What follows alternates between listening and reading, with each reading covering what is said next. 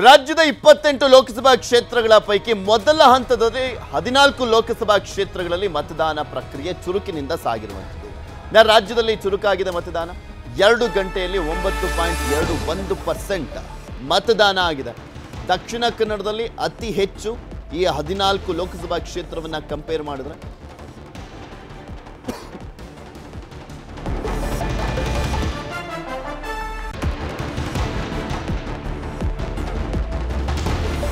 ದಕ್ಷಿಣ ಕನ್ನಡದಲ್ಲಿ ಅತಿ ಹೆಚ್ಚು ಶೇಕಡ 14.33% ಅಷ್ಟು ಮತದಾನ ಆಗಿದೆ. ಬೆಂಗಳೂರು ಕೇಂದ್ರದಲ್ಲಿ 8.14% ಮತದಾನ ಆಗಿದೆ. ಬೆಂಗಳೂರು ದಕ್ಷಿಣದಲ್ಲಿ 9.8% ಮತದಾನ ಆಗಿದೆ. ಬೆಂಗಳೂರು ಉತ್ತರದಲ್ಲಿ 8.64%, ಮೈಸೂರು ಮತ್ತು ಕೊಡಗು ಲೋಕಸಭಾ ಕ್ಷೇತ್ರದಲ್ಲಿ 11.1%, ಉಡುಪಿ ಚಿಕ್ಕಮಗಳೂರಿನಲ್ಲಿ 12.82%, ಚಿತ್ರದುರ್ಗದಲ್ಲಿ 7.73%, ಮಂಡ್ಯದಲ್ಲಿ ಶೇಕಡ 7.70%, ಚಾಮರಾಜನಗರದಲ್ಲಿ 7.70%, ಹಾಸನದಲ್ಲಿ 8.83% ಅಷ್ಟು ಮತದಾನ ಆಗಿರುವಂಥದ್ದು. ಇದು 14 ಕ್ಷೇತ್ರಗಳಲ್ಲಿ ಎಷ್ಟು ಪರ್ಸೆಂಟೇಜ್ ಮತ ಚಲಾವಣೆ ಆಗಿದೆ ಅನ್ನುವಂಥದ್ರ ಬಗ್ಗೆ ಮಾಹಿತಿಯನ್ನು ಕೊಡ್ತಾ ಇದ್ದೇವೆ ನಾವು. 14 ಲೋಕಸಭಾ ಕ್ಷೇತ್ರದಲ್ಲೂ ಕೂಡ ಆರಂಭದಲ್ಲಿ ಮತದಾನ ಪ್ರಕ್ರಿಯೆ ತುಂಬ ಚುರುಕನ್ನು ಪಡೆದುಕೊಂಡಿದೆ. ಬೇಗ ಎಷ್ಟು ಬೇಗ ಆಗುತ್ತೆ ಅಷ್ಟು ಬೇಗ ವೋಟ್ ಆಗಿ ಬನ್ನಿ. ಯಾಕೆಂದರೆ ಆಮೇಲೆ ಬಿಸಿಲಿರುತ್ತೆ. ಆ ಬಿಸಿಲು ಕಾರಣಕ್ಕೆ ಕೆಲವರು ಊಟ ಮಾಡ್ಕೊಂಡು ಮಲ್ಕೊಂಡವ್ರು ಎದಳದೇ ಇಲ್ಲ. ವೋಟ್ ಹಾಕಿ ಏನಾಗಬೇಕಾಗಿದೆ ಅನ್ನುವಂಥ ನಿರ್ಲಕ್ಷ್ಯತನ ತುಂಬ ಜನಕ್ಕಿದೆ. ಆ ರೀತಿಯಾಗಿ ಮಾಡಬೇಡಿ. ನಿಮ್ಮ ಒಂದೊಂದು ವೋಟು ಕೂಡ ತುಂಬ ಇಂಪಾರ್ಟೆಂಟ್ ಆಗಿರುತ್ತೆ ದೇಶದ ಭವಿಷ್ಯವನ್ನು ರೂಪಿಸುವಂಥ ನಿಟ್ಟಿನಲ್ಲಿ. ನಾನು ಆಗಲೇ ಹೇಳ್ತಾ ಇದ್ನಲ್ಲ, ವೋಟು ನಿಮಗೆ ಆ ಅಭ್ಯರ್ಥಿ ಇಷ್ಟನೋ ಇಲ್ವೋ ಇದೆಲ್ಲ ಸೆಕೆಂಡ್ರಿ. ಫಸ್ಟ್ ವೋಟ್ ಮಾಡಿ.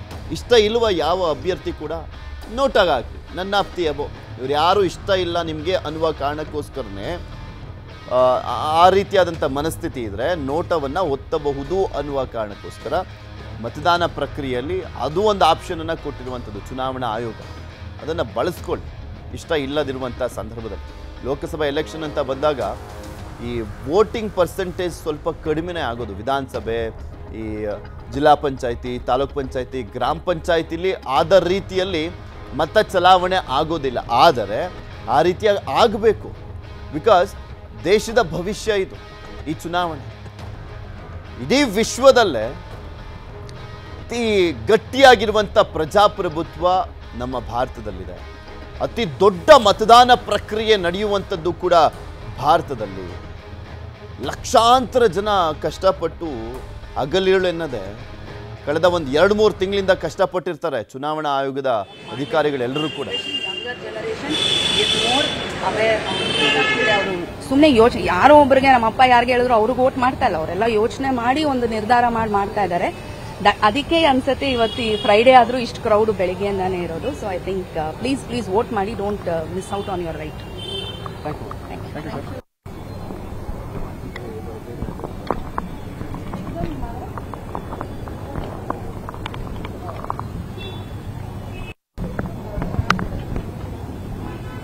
ಮತದಾನ ಪ್ರಕ್ರಿಯೆಯಲ್ಲಿ ಸ್ಪೆಷಲಿ ನಾವು ನೋಡ್ತಾ ಇದ್ದೀವಲ್ಲ, ತುಂಬ ಸೀನಿಯರ್ಸ್ಗಳೇ ಬಂದುಬಿಟ್ಟು ವೋಟನ್ನು ಹಾಕ್ತಾ ಇರುವಂಥದ್ದು. ಆಲ್ಮೋಸ್ಟ್ ಎಲ್ಲ ಕಡೆನೂ ಕೂಡ ಅಷ್ಟೇ. ಬೆಳಿಗ್ಗೆ ವಯಸ್ಸಾದಂಥವರು ಬಂದುಬಿಟ್ಟು ಸೀನಿಯರ್ ಸಿಟಿಸನ್ಸ್ ಎಲ್ಲ ಬಂದುಬಿಟ್ಟು ವೋಟನ್ನು ಚಲಾಯಿಸ್ತಾರೆ. ಆಮೇಲೆ ಬಿಸಿಲಿರುತ್ತೆ ಅನ್ನುವ ಕಾರಣಕ್ಕೋಸ್ಕರ ಹೊರಗಡೆ ಬರೋದಿಲ್ಲ ತುಂಬ ಜನ. ಸೊ ಹೀಗಾಗಿನೇ ಬೆಳಗ್ಗೆ ಎಷ್ಟು ಸಾಧ್ಯನೋ ಅಷ್ಟು ಬೇಗ ಬಂದು ವೋಟನ್ನು ಚಲಾಯಿಸ್ತಾರೆ. ಬಟ್ ಈ ಮತದಾನ ಪ್ರಕ್ರಿಯೆಯಲ್ಲಿ ತುಂಬ ಕಡಿಮೆ ಸಂಖ್ಯೆಯಲ್ಲಿ ಕಾಣಿಸ್ಕೊಳ್ಳುವಂಥದ್ದೇ ಈ ಯೂತ್ಸ್ಗಳು. ಈ ಸೋಷಿಯಲ್ ಮೀಡಿಯಾ ಗೀಳು, ಅಲ್ಲಿ ಬಂದು ಸುಮ್ಮನೆ ಕಮೆಂಟ್ ಹಾಕೋದು, ಪೋಸ್ಟ್ ಹಾಕೋದು, ಅದು ಇದು ಎಲ್ಲ ಮಾಡ್ತಾರೆ. ಯಾವುದ್ಯಾವುದಕ್ಕೂ ಎಲ್ಲ ಸೆಲ್ಫಿಯನ್ನು ತೆಕ್ಕೊಂಡೆಲ್ಲ ಹಾಕ್ತಿರಲ್ಲ. ಇಲ್ಲಿ ಬೇಕಿದ್ರೆ ಬಂದು ಮತದಾನ ಪ್ರಕ್ರಿಯೆಯಲ್ಲಿ ಭಾಗಿಯಾಗಿ ನಂತರ ಪೋಸ್ಟ್ ಹಾಕೊಳ್ಳಿ, ನಾನು ಮತವನ್ನು ಚಲಾಯಿಸಿದೆ, ನನ್ನ ಹಕ್ಕನ್ನು ಚಲಾಯಿಸಿದೆ, ಮತದಾನವನ್ನು ಮಾಡಿದ್ದೇನೆ ಅಂತ ಪೋಸ್ಟ್ ಮಾಡಿ. ಇಂಥದ್ದನ್ನು ಬೇಕಿದ್ರೆ ಟ್ರೆಂಡ್ ಮಾಡಿ. ಇನ್ನೊಂದು ಕಡೆ ನಿಮಗೆ ತೋರಿಸ್ತಾ ಇದ್ವಿ ದೃಶ್ಯಾವಳಿಗಳಲ್ಲಿ ಮಾಧುಸ್ವಾಮಿಯವರು, ಮಾಜಿ ಸಚಿವರು, ಅವರು ಮತದಾನವನ್ನು ಮಾಡಿದ್ರು. ದಂಪತಿ ಸಮೇತ ಬಂದು ಮತದಾನವನ್ನು ಮಾಡಿದ್ದಾರೆ. ಚಿಕ್ಕನಾಯಕನಹಳ್ಳಿಯ ಶಾಸಕರಾಗಿದ್ದಂಥವರು. ಅವರೂರು ಜೆಸಿಪುರ, ಚಿಕ್ಕನಾಯಕನಹಳ್ಳಿಯಲ್ಲಿರುವಂಥ ಜೆಸಿಪುರ ಮಾಧುಸ್ವಾಮಿಯವ್ರದ್ದು. ಅಲ್ಲೋಗಿ ಮತವನ್ನು ಚಲಾಯಿಸಿದ್ದಾರೆ.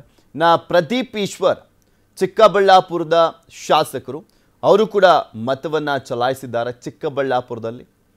ಜಿ ಟಿ ದೇವೇಗೌಡರು ಮೈಸೂರಿನಲ್ಲಿ ತಮ್ಮ ಓಟನ್ನು ಹಾಕಿದ್ದಾರೆ. ಚಾಮುಂಡೇಶ್ವರಿ ಕ್ಷೇತ್ರದ ಶಾಸಕರು ದಂಪತಿ ಸಮೇತರಾಗಿ ಹೋಗಿ ಅವರು ಓಟನ್ನು ಚಲಾಯಿಸಿರುವಂಥದ್ದು. ನಂತರ ಪೋಸ್ ಕೊಟ್ಟರು ಬಂದು ಮಾಧ್ಯಮಗಳಿಗೆ ಓಟನ್ನು ಚಲಾಯಿಸಿದ ಬಳಿಕ GT ದೇವೇಗೌಡರು ಕೂಡ ಎಲೆಕ್ಷನ್ಗೆ ನಿಂತಿದ್ದಂಥವ್ರು ಈ ಹಿಂದೆ ಮೈಸೂರು ಕೊಡಗು ಲೋಕಸಭಾ ಕ್ಷೇತ್ರದಲ್ಲಿ. ಗೃಹ ಸಚಿವರಾಗಿರುವಂಥ ಡಾಕ್ಟರ್ G ಪರಮೇಶ್ವರ್ ಅವರು ಮತವನ್ನು ಚಲಾಯಿಸಿದ್ದಾರೆ. ತುಮಕೂರು ಜಿಲ್ಲೆಯಲ್ಲಿದೆ ಅವರ ಮತ, ಅವರು ಮತವನ್ನು ಚಲಾಯಿಸಿದ್ದಾರೆ ಅಲ್ಲಿ. ರಾಮಲಿಂಗಾರೆಡ್ಡಿ ಅವರ ಪುತ್ರಿನೂ ಕೂಡ ಈ ಬಾರಿ ಸ್ಪರ್ಧೆಯನ್ನು ಮಾಡಿದ್ದಾರೆ ಬೆಂಗಳೂರು ದಕ್ಷಿಣ ಲೋಕಸಭಾ ಕ್ಷೇತ್ರದಲ್ಲಿ. ಅವರು ಬಂದು ಮತವನ್ನು ಚಲಾಯಿಸಿರುವಂಥದ್ದು. ಕುಟುಂಬ ಸಮೇತರಾಗಿ ಬಂದು ರಾಮಲಿಂಗಾರೆಡ್ಡಿ ಅವರು ಮತವನ್ನು ಚಲಾಯಿಸಿದ್ದಾರೆ. ಅವರು ಅವ್ರ ಪತ್ನಿ ಮತ್ತು ಮಗಳು ಬಂದು ಮತವನ್ನು ಚಲಾಯಿಸಿರುವಂಥದ್ದು. ಬೆಂಗಳೂರಿನಲ್ಲಿ ಹ್ಯಾರಿಸ್ ಕುಟುಂಬ ಬಂದು ಮತವನ್ನು ಚಲಾಯಿಸಿದೆ. ಹ್ಯಾರಿಸ್ ಅವರು ಶಾಸಕರು ಮತ್ತು ಒಂದು ಕಡೆ ನಲ್ಪಾಡ್ ಕುಟುಂಬ ಸಮೇತರಾಗಿ ಬಂದು ಮತವನ್ನು ಚಲಾಯಿಸಿದ್ದಾರೆ. ಆಲ್ಮೋಸ್ಟ್ ರಾಜಕಾರಣಿಗಳ ಕುಟುಂಬದವರು ಅಂದರೆ ರಾಜಕಾರಣಿಗಳು ಪ್ರಮುಖರು ಅವರೆಲ್ಲರೂ ಕೂಡ ಕುಟುಂಬ ಸಮೇತರಾಗಿ ಬಂದು ಮತವನ್ನು ಚಲಾಯಿಸ್ತಾರೆ. ಆರ್ ಅಶೋಕ್ ಅವರು ಮತದಾನವನ್ನು ಮಾಡಿದ್ದಾರೆ. ಆರ್ ಅಶೋಕ್ ಅವರು ಮತದಾನವನ್ನು ಮಾಡಿದಂಥ ಒಂದು ದೃಶ್ಯಾವಳಿ ನಿಮಗೆ ತೋರಿಸ್ತಾ ಇದ್ದೀವಿ. ವಿರೋಧ ಪಕ್ಷ ನಾಯಕರು ಸರತಿ ಸಾಲಿನಲ್ಲಿ ನಿಂತು ಬಂದು ಮತವನ್ನು ಚಲಾಯಿಸಿದ್ದಾರೆ. ನಾನು ಹೇಳ್ತಾ ಇದ್ದೆ ಬೆಳಿಗ್ಗೆ ಆರಂಭದಲ್ಲೇ ಫಸ್ಟ್ ಹೇಳಿದ್ದು ಅದನ್ನೇ. ನೀವು ಇದೊಂದೇ ಸಂದರ್ಭ ಅಂತ ಕಾಣಿಸುತ್ತೆ. ಎಷ್ಟೇ ಸಾವಿರಾರು ಕೋಟಿ ಇರಲಿ, ಎಂಥ ದೊಡ್ಡ ವ್ಯಕ್ತಿನೇ ಆಗಿರಲಿ, ಮತದಾನ ಪ್ರಕ್ರಿಯೆಯಲ್ಲಿ ಬಂದು ಕ್ಯೂನಲ್ಲಿ ನಿಂತ್ಕೊಂಡೇ ಓಟ್ ಹಾಕಬೇಕು. ಕ್ಯೂನಲ್ಲಿ ನಿಂತ್ಕೊಂಡು ಜನಸಾಮಾನ್ಯರಂತೆ ಬಂದು ಓಟನ್ನು ಚಲಾಯಿಸಬೇಕು. ಬಿಕಾಸ್ ಈ ಮತದಾನ ಅನ್ನುವಂಥದ್ದು ಗಣ್ಯ ವ್ಯಕ್ತಿಗೆ 2, 3, 10 ಓಟ್ ಇರಲ್ಲ. ಎಲ್ರಿಗೂ ಒಂದೇ ಓಟು. ಗಣ್ಯ ವ್ಯಕ್ತಿನೇ ಆಗಿರಲಿ, ಎಷ್ಟೇ ಶ್ರೀಮಂತ ಆಗಿರಲಿ, ಎಷ್ಟೇ ಬಡವ ಆಗಿರಲಿ, ಎಲ್ಲ ಸಮಾನರು ಅನ್ನುವಂಥ ಒಂದು ಬಿಗ್ಗೆಸ್ಟ್ ಮೆಸೇಜನ್ನು ಪಾಸ್ ಮಾಡುವಂಥ ಒಂದು ಎಲೆಕ್ಷನ್ ನಮ್ಮ ದೇಶದಲ್ಲಿ ನಡೆಯುವಂಥದ್ದು. ನೋಡಿ ಎಷ್ಟು ವಿಶೇಷ. ಬ್ಯೂಟಿ ಆಫ್ ಡೆಮಾಕ್ರಸಿ ಅಂದರೆ ಇದೇನೆ. ಎಂಥ ದೊಡ್ಡ ವ್ಯಕ್ತಿ ಆಗಿದ್ರೂ ಒಂದೇ ಓಟು, ಎಷ್ಟೇ ಬಡವ ಆಗಿರಲಿ ಅವನಿಗೂ ಕೂಡ ಒಂದೇ ಓಟು. ಹಾಗೆ ಸರತಿ ಸಾಲಿನಲ್ಲಿ ಬರಬೇಕು, ನಿಂತ್ಕೊಬೇಕು, ಜನಸಾಮಾನ್ಯರಂತೆ ಬಂದು ಓಟನ್ನು ಚಲಾಯಿಸ್ಬಿಟ್ಟು ಹೋಗಬೇಕು. ಅದು ಎಲ್ಲ ಕಡೆ ಆಗ್ತಾ ಇದೆ. SR ವಿಶ್ವನಾಥ್ ಅವರು ವೋಟಿಂಗ್ ಮಾಡಿದ್ದಾರೆ. ಯಲಹಂಕದ ಶಾಸಕರು. ಗೋಪಾಲಯ್ಯ ಅವರು ಮತವನ್ನು ಚಲಾಯಿಸಿದ್ದಾರೆ. ಮಹಾಲಕ್ಷ್ಮಿ ಲೇಔಟ್ನ ಶಾಸಕರು ಸದಾನಂದ ಗೌಡರು ಕೂಡ ಮತವನ್ನು ಚಲಾಯಿಸಿದ್ದಾರೆ. ಬ್ಯಾಟ್ರಾಯನ್ಪುರದಲ್ಲಿ ಯಾವ ರೀತಿಯಾಗಿ ಮತದಾನ ನಡೀತಾ ಇದೆ ಅನ್ನುವಂಥದ್ರ ಬಗ್ಗೆ ಕಂಪ್ಲೀಟ್ ಮಾಹಿತಿಯನ್ನು ನೀಡ್ತಾ ಹೋಗ್ತಾರೆ ನಮ್ಮ ಪ್ರತಿನಿಧಿ ಹಂಸ ಶ್ಯಾಮಲ. ನಮ್ಮ ಜೊತೆ ನೇರ ಸಂಪರ್ಕದಲ್ಲಿ ಜಾಯ್ನ್ ಆಗ್ತಾ ಇದ್ದಾರೆ. ಹಂಸ, ಬೆಂಗಳೂರಿನಲ್ಲಿ ಮತದಾನ ಪ್ರಕ್ರಿಯೆ ಚುರುಕನ್ನು ಪಡೆದುಕೊಂಡಿರುವಂಥದ್ದು ಹೇಗೆ ನಡೀತಾ ಇದೆ ನೀವಿರುವಂಥ ಜಾಗದಲ್ಲಿ ಮತದಾನ ಪ್ರಕ್ರಿಯೆ ಅಂತ? ಖಂಡಿತವಾಗಿಯೂ ಬೆಂಗಳೂರು ಉತ್ತರ ಲೋಕಸಭಾದಲ್ಲಿ ಏನು ಬೆಳಗ್ಗೆನಿಂದಲೂ ಕೂಡ ಎಲ್ಲರೂ ಕೂಡ ಉತ್ಸಾಹದಿಂದ ಒಂದು ಮತದಾನ ಮಾಡೋಕ್ಕೆ ಬರ್ತಿರುವಂತದ್ದು. ಎಲ್ಲಾ ಮತಗಟ್ಟೆಗಳ ಹತ್ರ ಒಂದು ಜನರು ಬಂದು ಸರತಿ ಸಾಲಿನಲ್ಲಿ ನಿಂತು ಒಂದು ಓಟನ್ನ ಮಾಡ್ತಿರುವಂತದ್ದು. ಇಲ್ಲಿವರೆಗೂ ಏನು ಬೆಂಗಳೂರು ಉತ್ತರ ಲೋಕಸಭಾ ಕ್ಷೇತ್ರದಲ್ಲಿ ಸುಮಾರು 8.64 ಪಾಯಿಂಟ್ರಷ್ಟು ಒಂದು ಮತದಾನ ಆಗಿರುವಂತದ್ದು. ಮುಂಜಾನೆಯೂ ಕೂಡ ಇಲ್ಲಿ ಮುಖ್ಯ ಚುನಾವಣಾ ಆಯುಕ್ತರು ಎಲ್ಲರೂ ಕೂಡ ಭೇಟಿ ಕೊಟ್ಟಿದ್ರು. ಅವರು ಕೂಡ ನೋಡಿ ಈ ಬಾರಿ ಒಂದಷ್ಟು ಮಟ್ಟಿಗೆ ಒಂದು ಮತದಾನದ ಬಗ್ಗೆ ಮತದಾರರಿಗೆ ಅರಿವು ಬಂದಿದೆ ಅನ್ನುವಂಥದ್ದನ್ನ ಹೇಳ್ತಿದ್ರು. ಹಾಗೆಯೇ ಇಲ್ಲೂ ಕೂಡ ನೋಡಬಹುದು ಈ ಬಾರಿ ಬೆಂಗಳೂರಿನಲ್ಲಿ ಅತಿ ಹೆಚ್ಚು ಬಿಸಿಲಿರುವಂತಹ ಕಾರಣದಿಂದ ಎಲ್ಲಾ ರೀತಿಯಾದಂತಹ ಒಂದು ಬರುವಂತಹ ಮತದಾರರು ಬಿಸಿಲಲ್ಲಿ ನಿಲ್ಲಬಾರದು. ಯಾಕಂತ ಹೇಳಿದ್ರೆ ಹೀಟ್ ವೇವ್ನ ಒಂದು ಪ್ರಕರಣಗಳು ಹೆಚ್ಚಾಗಿ ಕೂಡ ಇದೆ. ಈ ನಿಟ್ಟಿನಲ್ಲಿ ಆ ರೀತಿ ಯಾವ್ದಂತಹ ಅನಾರೋಗ್ಯ ಯಾವುದೇ ರೀತಿ ಸಂಭವಿಸಬಾರದು ಅನ್ನುವಂತಹ ನಿಟ್ಟಿನಲ್ಲಿ ಪೆಂಡಾಲ್ಗಳನ್ನು ಕೂಡ ಹಾಕಿರುವಂತದ್ದು. ಹೀಗಾಗಿ ನೆರಳಿನಲ್ಲಿ ಮತದಾರರು ಬಂದು ನಿಂತು ಅವರ ಒಂದು ಸೇಫ್ಟಿ ಕೂಡ ಇಂಪಾರ್ಟೆಂಟ್ ಅನ್ನುವಂತಹ ನಿಟ್ಟಿನಲ್ಲಿ ಚುನಾವಣಾ ಆಯೋಗ ಈಗ ಗಮನ ಹರಿಸಿರುವಂತದ್ದು. ಈಗಾಗಲೇ ನೋಡ್ತಿರಬಹುದು ಇಲ್ಲಿರುವಂತಹ ಮತಗಟ್ಟೆಗಳತ್ತ ಜನರು ಕೂಡ ಬರ್ತಿದ್ದಾರೆ, ತುಂಬಾನೇ ಉತ್ಸಾಹದಿಂದ ವೋಟಿಂಗ್ಗೆ ಬರ್ತಿದ್ದಾರೆ. ಹಾಗಿದ್ರೆ ಇಲ್ಲಿ ಅನೇಕರು ಕ್ಯೂನಲ್ಲಿ ನಿಂತಿದ್ದಾರೆ ಒಂದು ಮತದಾನವನ್ನ ಮಾಡೋದಕ್ಕೆ. ಸೊ ನಾನು ಅವರನ್ನ ಮಾತನಾಡಿಸ್ತೀನಿ. ಅವರು ಇದ್ರ ಬಗ್ಗೆ ಹಾಗೆ ಸಂಪರ್ಕದಲ್ಲಿ ದೇವೇಗೌಡರು ಮಾತಾಡ್ತಿದ್ದಾರೆ ನೋಡೋಣ. ಎಲ್ಲ ಮನೆಗೆ ಹಂಚಿಲ್ಲ, ಸಾಲ ಮನ್ನಾ ಮಾಡೋದು, ಜಾತಿಗಳು ಮಾಡ್ತಾರೆ. ಈ ಕಾರ್ಡ್ಗಳನ್ನು ಇವರು ಮುಖ್ಯಮಂತ್ರಿನೋ ಪ್ರಧಾನಮಂತ್ರಿನೋ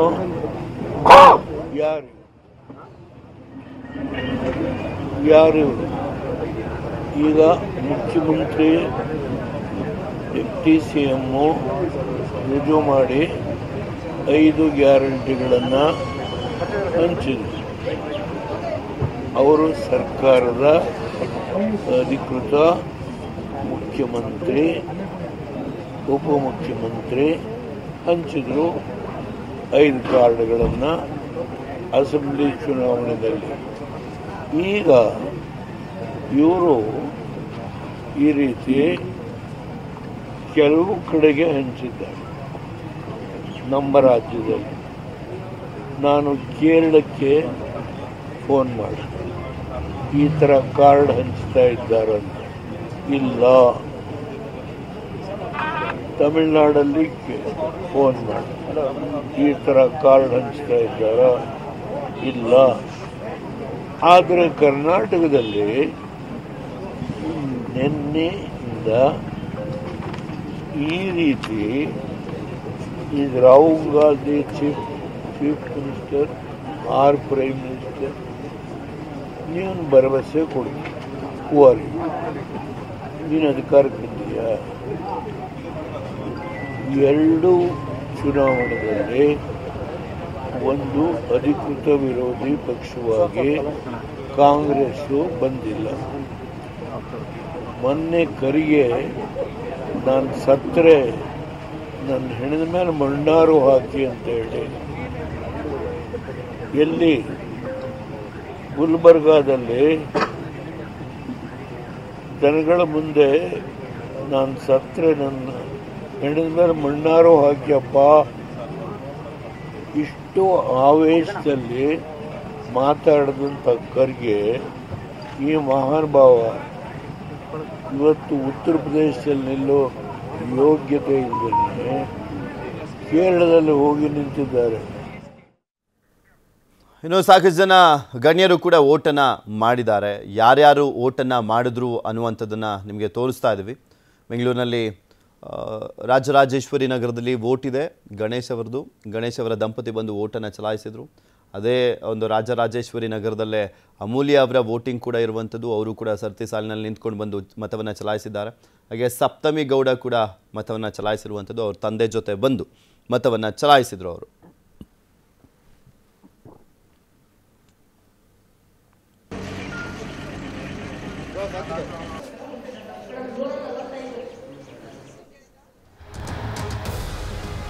ರವಿಶಂಕರ್ ಗೌಡ ಅವರು ಕೂಡ ದಂಪತಿ ಜೊತೆ ಬಂದು ಮತವನ್ನು ಚಲಾಯಿಸಿದ್ದಾರೆ. ಈ ರೀತಿಯಾಗಿ ಸಾಕಷ್ಟು ಜನ ಬಂದು ತಮ್ಮ ಮತವನ್ನು ಚಲಾಯಿಸಿರುವಂಥದ್ದನ್ನು ನಿಮಗೆ ತೋರಿಸ್ತಾ ಇದ್ದೀವಿ. ಪ್ರಕಾಶ್ ರಾಜ್ ಅವರು ಕೂಡ ಬಂದು ಮತವನ್ನು ಚಲಾಯಿಸಿದರು. ಆಲ್ಮೋಸ್ಟ್ ಎಲ್ಲರೂ ಕೂಡ ಗಣ್ಯರು ತಮ್ಮ ಮತಗಳನ್ನು ಚಲಾಯಿಸ್ತಾ ಇದ್ದಾರೆ, ತಮ್ಮ ಹಕ್ಕನ್ನು ಚಲಾಯಿಸ್ತಾ ಇದ್ದಾರೆ. ಇನ್ನೂ ಸಾಕಷ್ಟು ಜನ ಬರೋದಿದೆ, ಮತವನ್ನು ಚಲಾಯಿಸೋದಿದೆ. ಒಂದು ಸಂದೇಶವನ್ನು ಕೊಡಬೇಕಾಗಿದೆ. ಅಂದರೆ ಇವರು ಬರ್ತಾ ಇರೋವಂಥದ್ದನ್ನು, ಬಂದಿರುವಂಥದ್ದನ್ನು, ಮತ ಚಲಾಯಿಸಿರುವಂಥದ್ದನ್ನು, ಅವರ ಮಾತುಗಳನ್ನು ಯಾಕೆ ತೋರಿಸ್ತಾ ಇದ್ದೀವಿ ಅಂದರೆ, ನೋಡಿ ಇಂಥವರೇ ಬಂದು ಮತವನ್ನು ಚಲಾಯಿಸ್ತಾ ಇದ್ದಾರೆ. ಅವರ ಬಿಡುವಿಲ್ಲದ ಸಮಯದಲ್ಲಿ ಬಂದು ಮತವನ್ನು ಚಲಾಯಿಸ್ತಾ ಇದ್ದಾರೆ. ಹಾಗೆ ಎಷ್ಟೇ ವಯಸ್ಸಾಗಿದ್ದರೂ ಕೂಡ ಬಂದು ಮತವನ್ನು ಚಲಾಯಿಸ್ತಾ ಇದ್ದಾರೆ. ಸರತಿ ಸಾಲಿನಲ್ಲಿ ನಿಂತ್ಕೊಂಡು ಬಂದು ಮತವನ್ನು ಚಲಾಯಿಸ್ತಾ ಇದ್ದಾರೆ. ನೀವು ಚಲಾಯಿಸಿ ಅನ್ನುವಂಥ ಒಂದೇ ಉದ್ದೇಶ, ಒಂದೇ ಕಾರಣಕ್ಕೋಸ್ಕರ ನಾವು ತೋರಿಸ್ತಾ ಇರೋದು. ಇನ್ಫ್ಲೂಯೆನ್ಸ್ ಆಗಲಿ ಅಂತ. ಇನ್ಫ್ಲೂಯೆನ್ಸ್ ಯಾವುದಕ್ಕೆ? ಮತವನ್ನು ಚಲಾಯಿಸೋದಕ್ಕೆ ಇನ್ಫ್ಲೂಯೆನ್ಸ್ ಆಗಲಿ ಅಂತ ತೋರಿಸ್ತಾ ಇದ್ದೀವಿ. ಶ್ರೀಮುರಳಿ ಅವರ ಕುಟುಂಬದವರು ಬಂದು ಮತವನ್ನು ಚಲಾಯಿಸಿದರು. ನೋಡಿ, ಹಿರಿಯ ಮತದಾರನ ತೋರಿಸ್ತಾ ಇದ್ದೀವಿ ನಿಮಗೆ. ಕೆಲವರು ಶತಾಯುಷಿಗಳು ಬಂದು ಮತವನ್ನು ಚಲಾಯಿಸ್ತಾ ಇದ್ದಾರೆ. 80-90 ವರ್ಷ ಆಗಿರುವಂಥವ್ರು ಬಂದು ಮತವನ್ನು ಚಲಾಯಿಸ್ತಾ ಇದ್ದಾರೆ. ನಡಿಲಿಕ್ಕೆ ಆಗಲ್ಲ ಅಂತ ಇದ್ದಂಥವ್ರಿಗೂ ಕೂಡ ವ್ಯವಸ್ಥೆಯನ್ನು ಮಾಡಿಕೊಡ್ಲಾಗಿದೆ. ನಡಿಲಿಕ್ಕೆ ಆಗೋದಿಲ್ಲ ಅನ್ನುವಂಥವ್ರಿಗೂ ಕೂಡ ಪ್ರತಿಯೊಂದು ಬೂತ್ಗಳಲ್ಲೂ ವೀಲ್ ಚೇರ್ನ ವ್ಯವಸ್ಥೆಯನ್ನು ಮಾಡಲಾಗಿದೆ. ನೋಡಿ ಎಷ್ಟೆಲ್ಲ ಸಾಧ್ಯತೆ ಇದೆ, ಪಾಸಿಬಿಲಿಟೀಸ್ ಇದೆ. ಅಂದರೆ ಮತವನ್ನು ಮಾಡುವಂಥ ವಿಚಾರಕ್ಕೆ ಸಂಬಂಧಪಟ್ಟಂತೆ ಸವಾಲುಗಳಿದ್ದಾವೆ. ಅದೆಲ್ಲದಕ್ಕೂ ಕೂಡ ವ್ಯವಸ್ಥೆಯನ್ನು ಮಾಡಿಕೊಟ್ಟಿದೆ ಚುನಾವಣಾ ಆಯೋಗ.